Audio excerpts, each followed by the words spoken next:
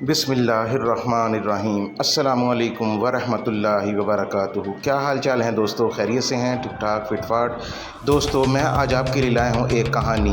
اس کا عنوان ہے چائے میں چمک زیادہ۔ بہت ہی خوبصورت اور دلچسپ کہانی ہے، مجھے امید ہے کہ آپ کو پسند آئے گی۔ تو شروع کرتے ہیں اپنی کہانی۔ ربیہ بھابھی نئی نویلی دلہن، حسین، حاضر جواب اور ہنسی مذاق پسند کرنے والی تھی۔ دانش جو ان کا دیور تھا جوان مزاج تھا، گھر میں سب کی آنکھ کا تارا تھا۔ فراز بھائی دانش کا بڑا بھائی اور ربیہ کا شوہر شہر میں ملازمت کرتا ہے۔ گاؤں کے کچے گھر میں صبح کا وقت تھا۔ ربیہ بھابھی کچن میں چائے بنا رہی تھی اور دانش دیوار سے ٹیک لگا کر دروازے پر کھڑا اسے تک رہا تھا۔ بھابھی آج چائے میں چمک زیادہ ڈال دی ہو کیا؟ بڑی تیز خوشبو آ رہی ہے، دانش نے شرارتی انداز میں کہا۔ ربیہ مسکرائی، چمچ تو بس ایک ہی ڈالی ہے، مگر لگتا ہے تمہارا ناک کچھ زیادہ ہی چل رہا ہے آج کل۔ دانش نے جواب دیا، تو کیا کروں، جب خوشبو آپ کی ہو تو ناک خود ہی بہک جاتا ہے۔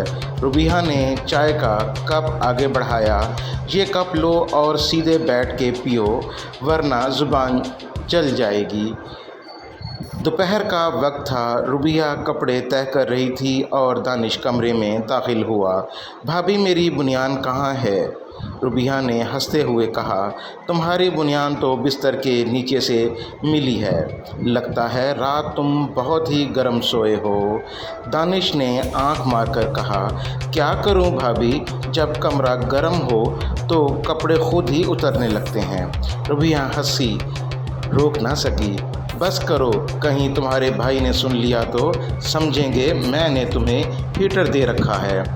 رات کا وقت تھا، ربیہ چھت پر کپڑے سکھانے گئی اور دانش بھی پیچھے پیچھے پہنچ گیا۔ بھابھی یہ چاندنی رات اور آپ کس کا دل بہک بھی سکتا ہے، دانش نے آہستہ سے کہا۔ ربیہ نے شرارت سے کہا، رات ہے بہکنے کے لیے، پر سنبھل کے چلنا ورنہ پھسل بھی سکتے ہو۔ دانش آگے بڑھا، تو گرنے دیا جائے، اگر آپ سنبھال لیں نا۔ ربیہ اس کے قریب آ کر بولی، اگر میں سنبھالنے لگوں تو تم رونے لگو گے۔ ایک پل کی خاموشی چھا گئی، دونوں کی نظریں ملیں اور پھر ربیہ نے ہنستے ہوئے کہا، جا نیچے جا ورنہ بھائی آ گئے تو چائے کی بجائے مرچوں کی چٹنی پلا دیں گے۔ فراز واپسی پر آیا اور سب کچھ معمول پر تھا، مگر دانش اور ربیہ کی باتوں میں وہی شرارت باقی تھی۔ دانش جب بھی کچھ کہتا، ربیہ فوراً کوئی دوہرا جملہ بول دیتی اور دونوں ایک دوسرے کو آنکھوں ہی آنکھوں میں چھیڑتے رہتے۔